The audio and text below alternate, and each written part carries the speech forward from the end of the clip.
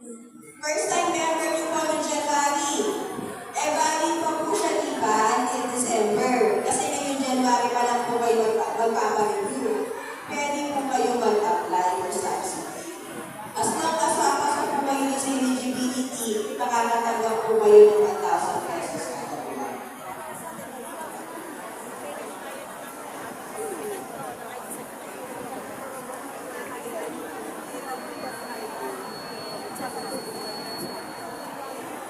Ma'am, regular po ako sa work, pero di po tinatanggap ng company namin ang solo parent ID ko kasi dito po di po alam yung batas ako sa solo parent.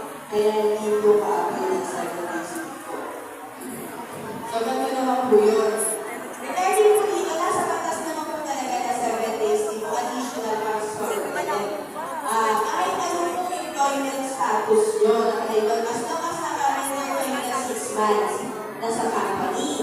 Kung ginagawa po sa katanungan niya, maaari po kayo ibabit sa amin para ma-in-link po namin yung company niyo, mabigyan po namin ng copy regarding po yung sa IRR po yung batas. Or maaari na lang po ibigay po or papuntahin po si HR kung gusto niyo naman niya sa CSWD o ibigay po yung contact number namin, yung official email namin para ma-in-link kami ni company at gamitan po namin siya ng proper documents regarding po doon sa solo parent. Okay po?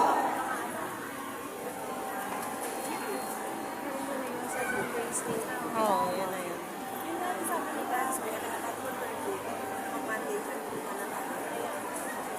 Yung question po ng papel na to, no? Kung eligible po o hindi ano requirements, sinabi po namin kanina, huwag po kami mag-alala kasi mag-provide po kami sa officer ng per barangay. Pero kanina pinaliwanag na po namin kung paano yung po masasabi na eligible po kayo para sa ID. So, maaari po kasi eligible kayo na mabigyan ng ID but you're not eligible na makatanggap ng money subsidy. Okay po? Mas malawak po yung eligibility ng pagiging solo kaysa doon sa subsidy. Napakinggan niyo po kanina yung 12 categories. Yung po yung lahat ng pwedeng maging dahilan para maging eligible kayo na maging solo parent. Pero idadalwa lang po na po yung pwedeng maging eligibility nyo para makatanggap kayo ng money subsidy. Yung po yung dapat may valid ID po kayo na solo parent. Review po ng issue na review.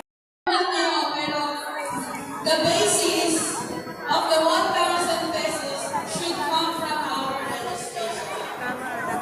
Sa kagandahang puso ng ating presidente, yung apat na pinakabarating barangay, dadagdagan po niya. Apat na barangay, tigpa 500 pesos. Sigaw, sigaw, sigaw. Let's